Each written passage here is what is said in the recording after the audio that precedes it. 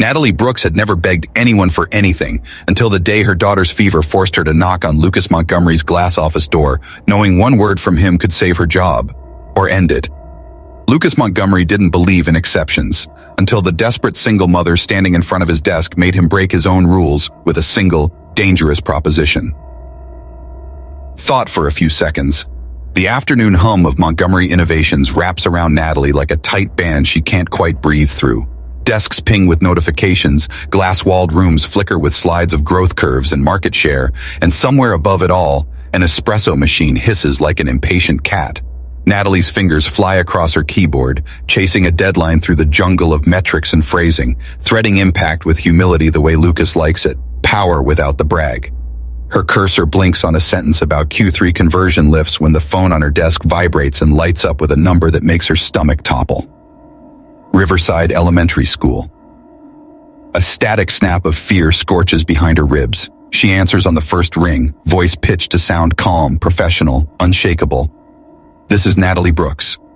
Mrs. Brooks, this is Nancy from the nurse's office. Emma's running a high fever. She's been vomiting. We need you to pick her up as soon as possible. Heat floods Natalie's face, then drains. She glances at the corner of her screen. 3:15 p.m. 3 more hours until she's supposed to log off. 3 hours of clean deliverables. 3 hours she doesn't have. I'll be there, she says, already rolling her chair back, already reaching for her purse. Please tell her I'm on my way. Her voice only wobbles on the last word. When the call ends, she keeps the phone pressed to her ear a second longer, as if the thin slab of glass might still carry her daughter's breath. The office around her blurs into motion. Someone laughs too loudly near the snack wall. Someone else whispers, he pushed the board back a week. Like it's nuclear news. A courier in slate gray passes holding a carton labeled urgent. Natalie's focus slams to the far corner, to the office that looks like the inside of a watch. Precision, polish, sharp edges, and moving parts. The door is a pane of glass cut from winter. Behind it, framed by the skyline, is Lucas Montgomery. Mr. Never Miss a Beat, Mr. No Vacations, No Excuses, Mr. If You're Early, You're On Time. 3 men in suits sit across from him, shoes that could reflect the ceiling lights and stitching that says Private Tailor. Lucas is a study in stillness, a black suit engineered to fit like intention, a dark tie with a barely there texture, hair neat enough to slice paper. He's listening, but even listening he commands the room. The men lean forward because he leans back. Everything about him broadcasts sufficient gravity. Even from here, even through glass, Natalie can feel the pull.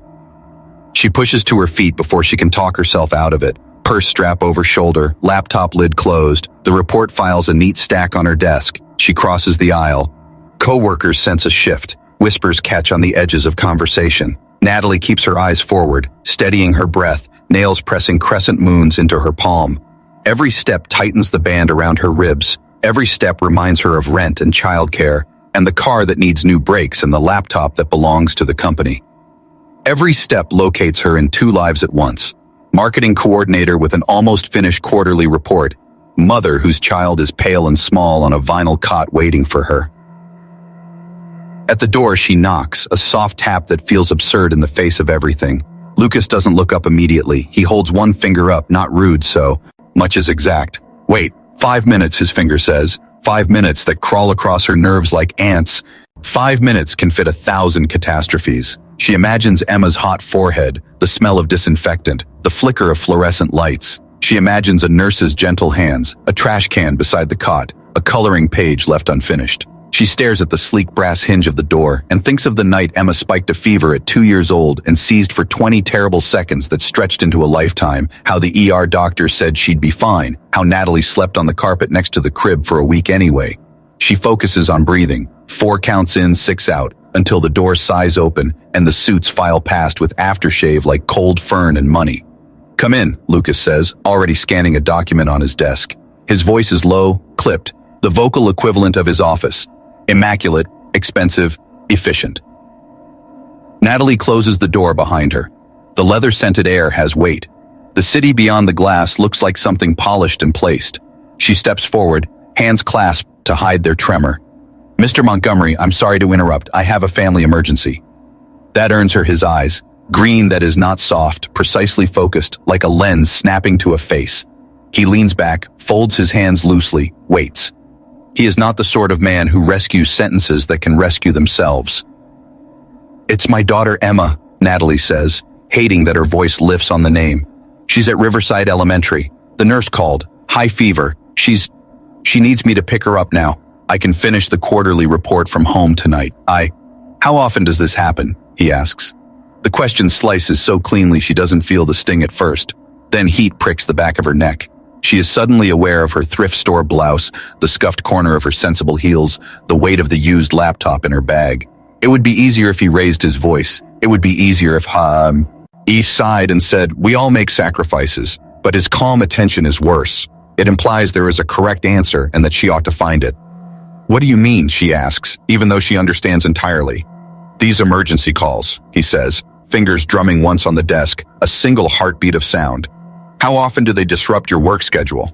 Natalie's defenses flare and then fold like a ribbon of flame snuffed between damp fingers. She thinks of the 3 missed field trips she promised to chaperone and didn't. The project she finished at midnight, the babysitter who canceled, the day Emma threw up in the back seat while Natalie was still 20 minutes from school. She thinks of the way people at Montgomery Innovations say Lucas's name as if they're spelling perfection.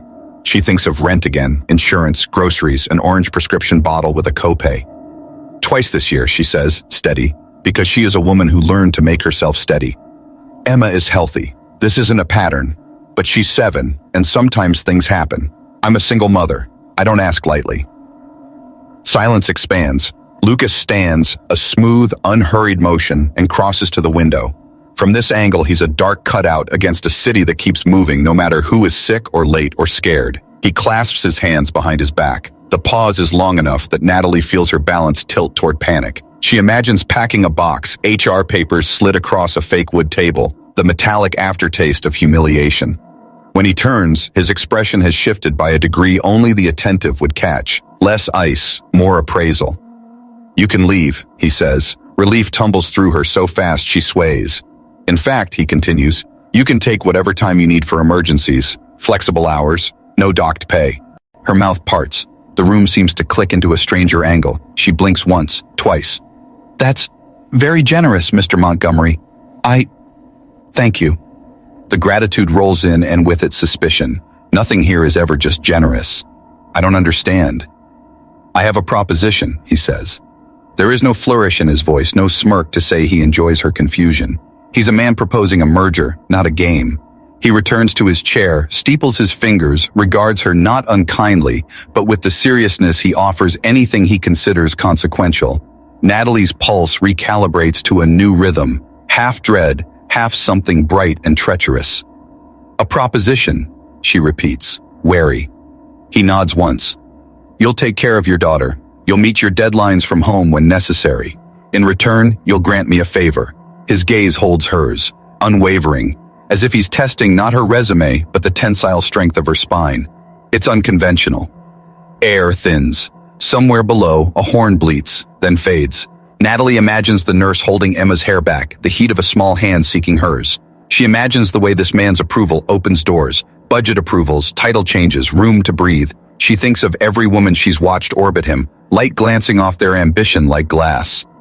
What kind of favor, she hears herself ask, though the word favor has the bristle of a tripwire. The corner of his mouth doesn't move exactly, but something in his face alters again, the faintest concession to humor or to risk. We can discuss details tomorrow, he says. Right now, your daughter is waiting. Take your things. Go. Gratitude surges, hot and helpless, brushing the edge of anger at the world that makes relief feel like debt. Thank you, she says. Because she was raised to say it, because she means it, because Emma matters more than pride. She turns for the door and he adds, almost lig. Tully, an afterthought weighted like gold. And Natalie? She pauses, hand on cool glass. Don't rush, he says. Drive carefully. She nods once sharply and slips back into the humming office that suddenly seems set 2 degrees off center. As she threads through desks and chatter, she feels people watching. Curiosity, calculation, the usual cocktail. Her phone buzzes again. A text from an unknown number blinks on the screen. This is Nancy. Emma's resting. We've got her in a quiet room. Take your time. She exhales. In the elevator, steel doors slide shut on her reflection. Hair slightly astray, eyes bright with adrenaline. A woman whose life is a tightrope stretched between love and survival. As the car descends, her thoughts ricochet between fever and favor, between the soft cotton of a school cot and the hard lines of a man who makes the city tilt. Outside, sunlight detonates off the glass towers. Heat breathes up from the sidewalk. Natalie jogs toward the garage, keys in hand, telling herself she'll think about the proposition later. Tomorrow. Never. Right now, there is only a small, burning forehead and the cool of her palm. Yet the word echoes as insistently as the click of her heels. Unconventional. By the time she pulls onto the street, the knot in her chest has loosened just enough to let air in. She steadies her hands on the wheel. The city streams past in streaks of chrome and sky. In the rear view, the building recedes, the top floors catching light like a blade. Somewhere up there, a man returned to his desk and his empire, having offered her time as if it cost him nothing. She knows better. Nothing in that office is free. But as the road opens and the nurse's address settles in her GPS, a single thought cuts through the static. Whatever the favor is, she'll face it. She'll face him. She always does. And if the ground beneath her feels newly unsteady, it's only because the world is beginning to shift. The next morning, Natalie woke before her alarm. The faint hum of the refrigerator and the soft wheeze of the radiator filled the apartment with a kind of waiting silence. Emma was still asleep, curled beneath her favorite dolphin blanket, her fever finally down. Natalie stood in the kitchen with a mug of coffee that had already gone cold and replayed yesterday's conversation in her mind. Lucas Montgomery's words echoed with dangerous clarity. "I have a proposition for you." It wasn't the offer of flexible hours that kept her awake half the night. It was that look he gave her right before he granted permission to leave. There had been no pity in it, no dismissiveness. He had assessed her as if she were a proposal on his desk, weighed her value, then stamped her approved. The relief had been overwhelming, but so had the price that shimmered unspoken in the air between them. By the time she dropped Emma off at school that morning, Natalie's pulse was already climbing. The office lobby gleamed like a steel and glass cathedral when she stepped in. Colleagues greeted her with polite curiosity, a few with thinly veiled envy. They all knew she had left early yesterday, but none knew why Lucas Montgomery had allowed it. And that meant they were all watching to see what would happen next. She took the elevator to the top floor, her heart beating harder with every level climbed. When the doors opened, the air seemed cooler, quieter. Lucas's assistant looked up from her desk with a knowing glance. "He said to send you in the moment you arrived," she said. Pressing a button that released the office door with a soft click. Lucas stood by the window again, hands clasped behind his back, the skyline at his back like a painted backdrop. His reflection in the glass was sharp and still, but when he turned, there was something different in his expression, something intent, focused. "Miss Brooks." His voice was measured but not unkind. "How is your daughter?" "She's better," Natalie said, relieved that her voice didn't shake. "Her fever broke last night." "Good." He gestured toward the leather chair across from his desk. "Sit." Natalie sat, clasping her hands in her lap to keep from fidgeting. Lucas didn't sit right away. He moved slowly, deliberately to his chair, and when he finally settled behind the desk, the full weight of his attention locked onto her. "You're a capable employee," he began. "Your reports are meticulous, your campaigns consistently exceed projections, and you have a reputation for keeping your head down and delivering results." The word should have felt like praise, but there was a tension coiled beneath them. "Which is why I'm prepared to offer you an arrangement, one that benefits us both." Natalie's stomach tightened. "Your proposition," she said carefully. "Yes." His gaze didn't waver. "You need flexibility to care for your daughter. I need someone who can fill a very particular role in my personal life. A partner, publicly at least. Someone who can walk into a room on my arm, smile for the cameras, and deflect the endless matchmaking attempts from investors and their daughters." Natalie blinked. "You mean..." "I mean a relationship, not a real one." He leaned forward slightly, voice low and deliberate. "A convincing one." Natalie's breath caught. "You want me to pretend to be your girlfriend?" "Exactly. 2, maybe 3 events a month. Business dinners, galas, charity events, nothing inappropriate, no blurred lines beyond what is necessary to maintain appearances. In return, you'll have a fully flexible schedule, work-from-home privileges, and a salary adjustment to compensate for the additional commitment." Natalie's first instinct was to laugh, but the look on Lucas's face told her he wasn't joking. Her pulse hammered in her ears. "Why me?" she asked finally. "Because you don't want this world," he said simply. "You won't use me for it. You won't scheme or gossip or spin this into a ladder to climb. You're already too busy balancing a job and raising a daughter to play games." Natalie stared at him, her heart pounding. He wasn't flattering her. He was laying out a business case. And yet, there was something raw beneath the precision of his words. "What's in it for you?" she asked quietly. Lucas's mouth curved into the faintest hint of a smile. Peace, he said. Control of my narrative. And maybe, he hesitated just long enough for the silence to stretch. The chance to prove to certain people that I am not as untouchable as they think. The room seemed to contract around her. Natalie felt as if she were standing at the edge of something vast and dangerous. She thought of Emma's face last night, pale and damp, whispering, "Mommy, don't go back to work." She thought of the rent check waiting to be mailed, the nights she worked past midnight to make up hours, and she thought of what it would mean to step into Lucas Montgomery's orbit, into the glare of cameras, the sharp whispers of socialites, the scrutiny of a city that adored gossip. "I need time to think," she said finally, her voice a whisper. "You have until tomorrow," Lucas said, "but understand something, Miss Brooks. If you say yes, there will be no halfway measures. You'll be stepping into my world, and it can be unforgiving." Natalie rose slowly, her legs unsteady. As she walked out of the office, she could still feel his gaze on her back, as though the question wasn't waiting for her tomorrow at all, but following her down the hall, breathing against her neck. Outside, the city roared to life. Natalie's reflection in the glass door looked unfamiliar, eyes wide, cheeks flushed, a woman who might say yes to something she swore she never would. And deep down, under the fear, under the doubt, there was a spark she couldn't deny: curiosity. The boutique smelled faintly of champagne and expensive perfume, the kind that seeped into your skin and made you feel like you didn't quite belong unless you had a black card in your wallet. Natalie stood stiffly in front of the three-way mirror, hardly recognizing the woman staring back at her. The emerald dress skimmed over her figure like it had been poured there, the fabric whispering wealth with every breath she took. The saleswoman, Catherine, circled her like an artist inspecting her work. "Perfect," Catherine said, tugging lightly at the hem before stepping back. "Mr. Montgomery has an eye for these things. You'll turn every head in the room." Natalie swallowed. That was exactly what she was afraid of. She'd agreed to Lucas's proposition that morning after a restless night of imagining Emma's little face if she could have more of her mother at home. The choice hadn't felt romantic or even particularly bold. It had felt necessary. And now, with her hair appointment booked at the city's top salon and an evening of smiling in front of cameras ahead, it felt terrifying. Lucas was waiting for her outside the boutique when she emerged, holding his phone like a weapon he'd just disarmed. His eyes swept over her once, slow and assessing, and for the first time since she'd known him, something softened in that sharp, impossible face. "You'll do," he said, but his voice was lower than usual, the words almost an exhale. The gala loomed like a cathedral of glass and chandeliers, red carpet, velvet ropes, photographers shouting names that sounded like headlines. Their car pulled up and Natalie's hands trembled so badly she had to clasp them together in her lap. Lucas noticed. "Remember what I told you," he said, adjusting his cufflinks as though they were about to walk into battle. "We've been dating for 2 months. You met me here at the company, we kept it professional, and recently we decided to stop pretending we didn't notice each other. No one in that room gets to make you feel small. You have nothing to prove to them."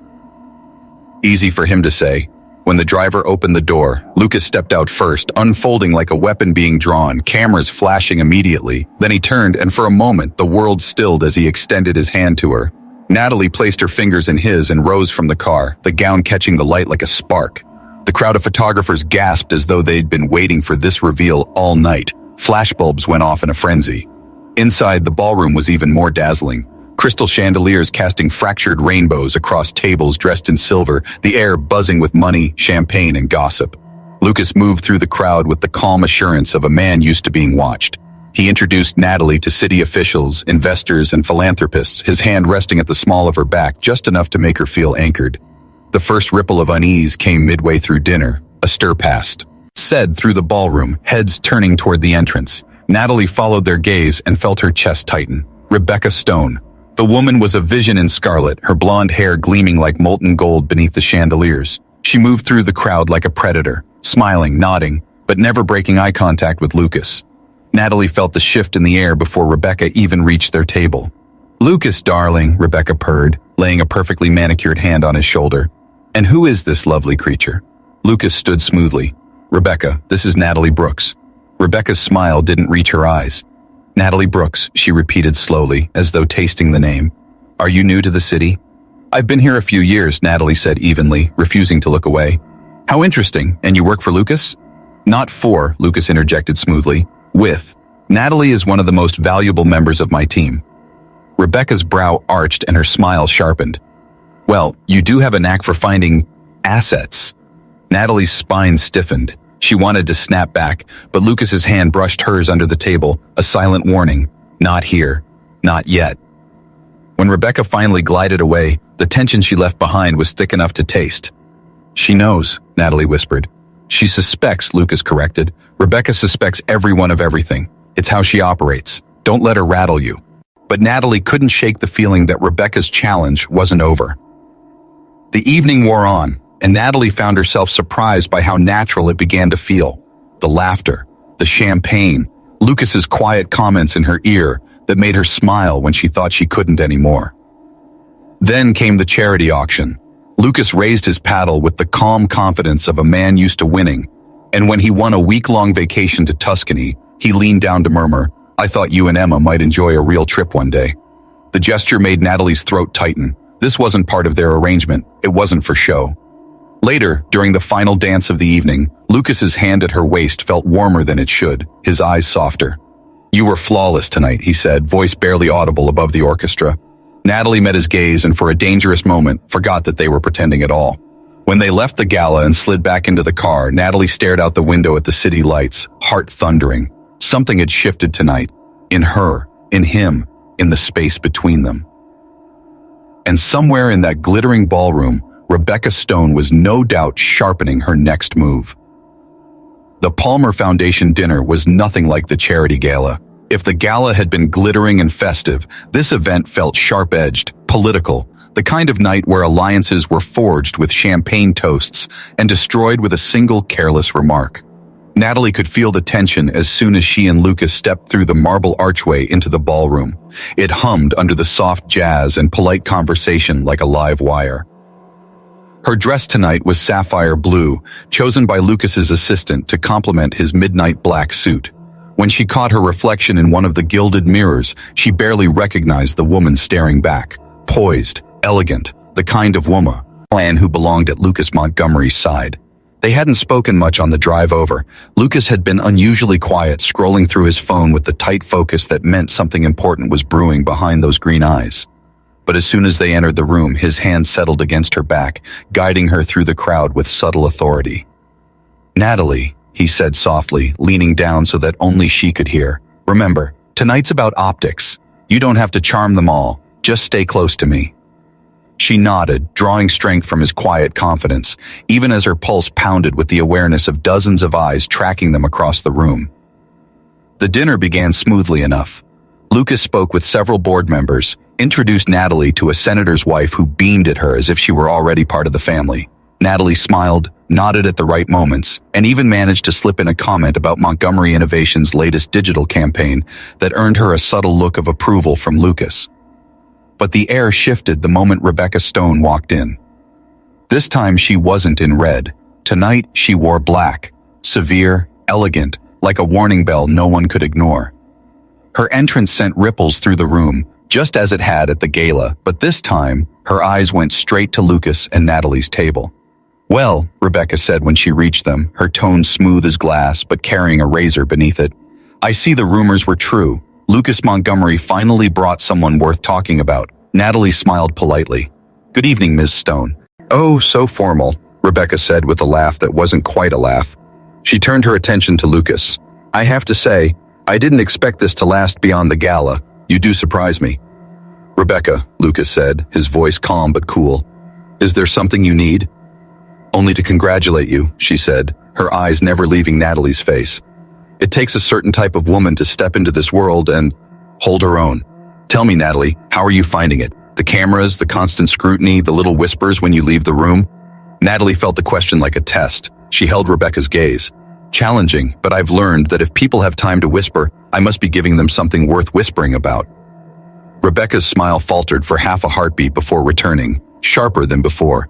"Careful, darling. The higher the pedestal, the longer the fall." Lucas's hand found Natalie's under the table and squeezed once, a silent anchor. "Enjoy your evening, Rebecca," he said pointedly, dismissing her. But Rebecca didn't leave immediately. She leaned down just enough to let her next words fall like a dagger between them. "Don't get too comfortable, Natalie. You're not the first woman to sit at this table, and we both know you won't be the last." Then she straightened, her perfume trailing behind her as she moved on to charm the next cluster of guests. Natalie's breath came faster, her heart hammering as anger burned through her. She turned to Lucas, expecting him to brush it off the way he always did. Instead, she saw a flash of something she'd never seen before in those green eyes. Fury. She crossed a line, Lucas said under his breath, his jaw tight. I should have ended this months ago. Ended what? Natalie asked carefully.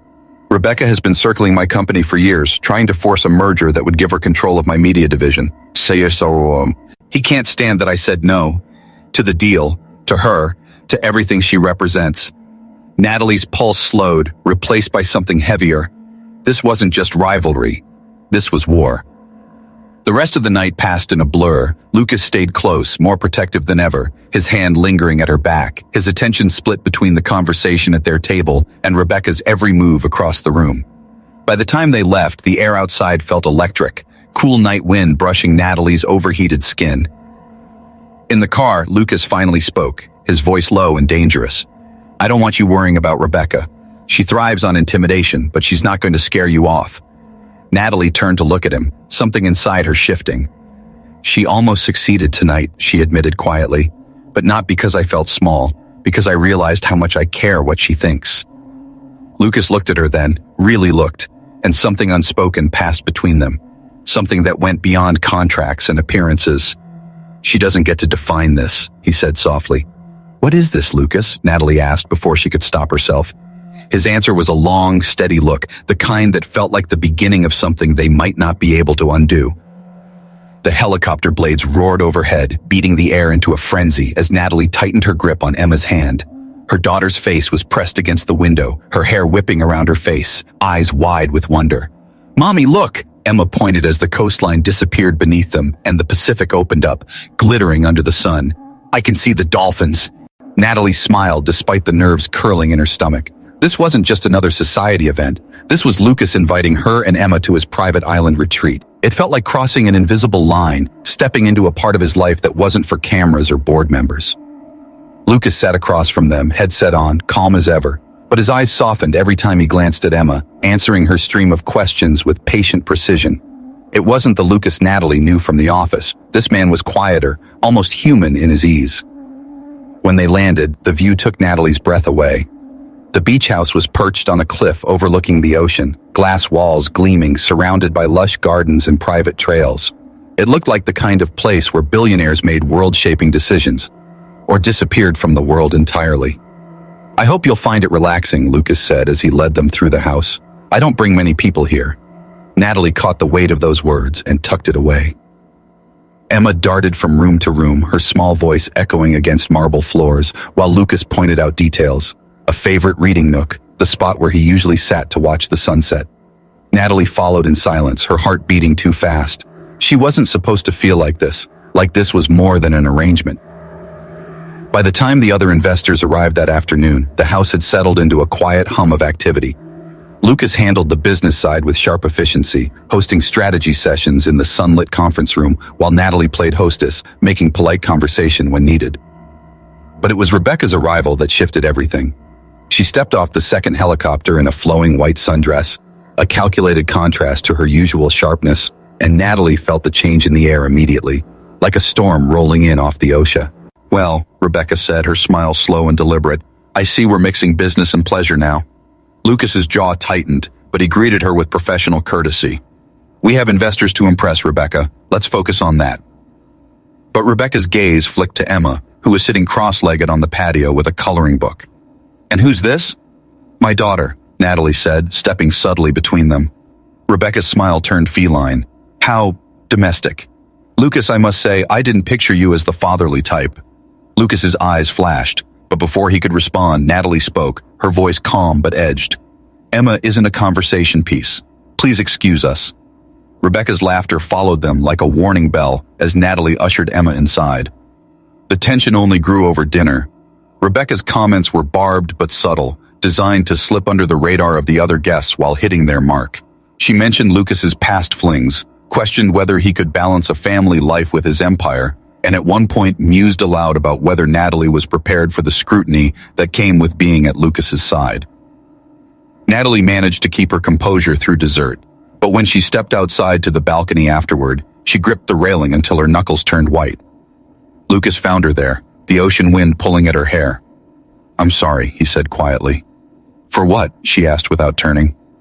"For letting her get this close to us," he said. "For letting her make you feel like you have to defend yourself."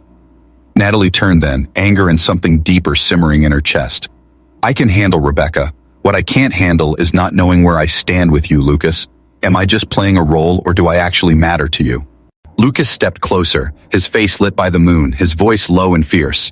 "You matter, Natalie, more than I planned, more than I should probably admit." The confession cracked something open inside her. "Then stop hiding behind this arrangement," she said, her voice barely a whisper. "Stop pretending this is just business." Before either of them could say anything else, footsteps crunched on the gravel behind them. "Rebecca." "How touching," she said, her voice like a knife sliding between ribs. "But surely you don't expect anyone to believe this little island romance is genuine. Everyone knows she works for you, Lucas. This is a transaction, nothing more." Lucas turned, his expression suddenly dangerous. "You're wrong," he said, his voice quiet but carrying enough power to freeze the air. "Natalie is not for sale. Neither is my life. And if you ever imply otherwise again, we're done, professionally and personally." Rebecca's smile faltered for the first time all weekend, but she recovered quickly, tossing her hair back. "Be careful, Lucas. Emotions have a way of clouding judgment." She walked away, her perfume lingering in the air like smoke after a fire. Lucas turned back to Natalie, his chest rising and falling. "I meant what I said," he told her, voice rough. "This stopped being pretend a long time ago." And this time, Natalie didn't look away.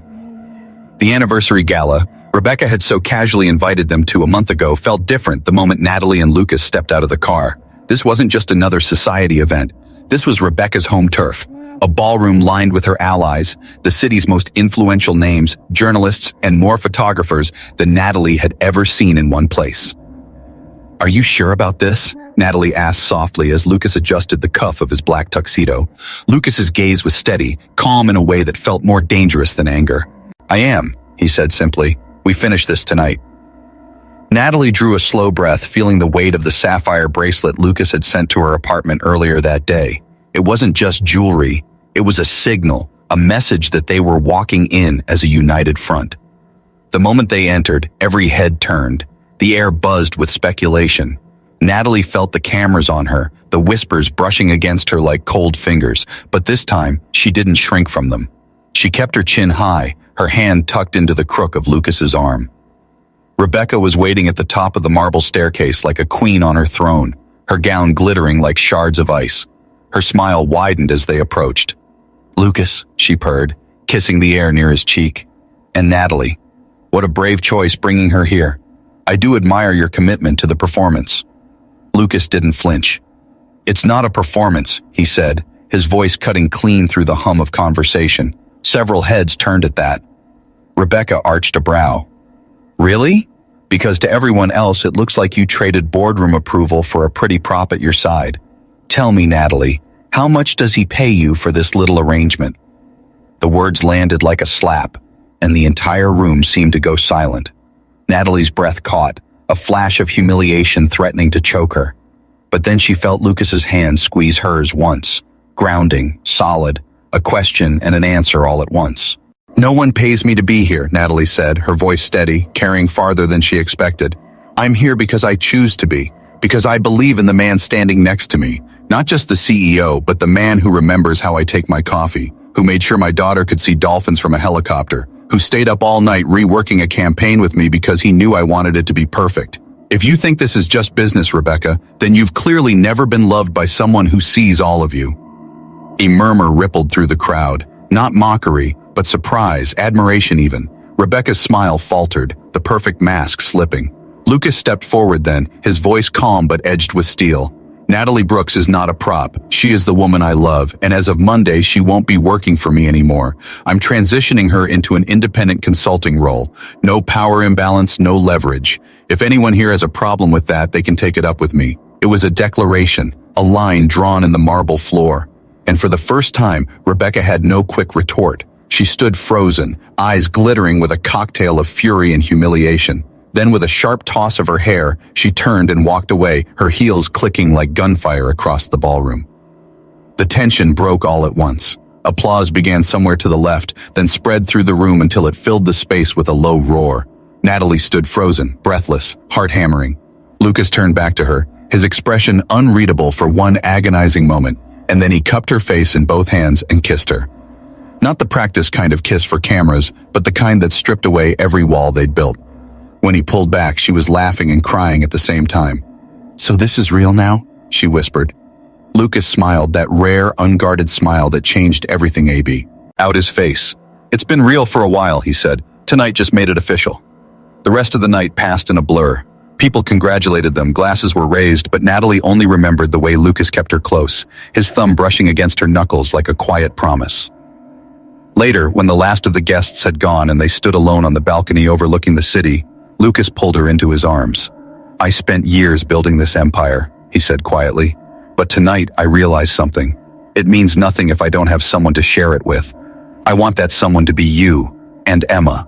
Always." Natalie's heart swelled so full she thought it might break. "Then stop asking me to pretend," she whispered. "Start asking me to stay." Lucas kissed her again, soft and certain, the city lights blazing behind them. And this time, Natalie didn't feel like a visitor in Lucas Montgomery's world. She felt like she belonged there.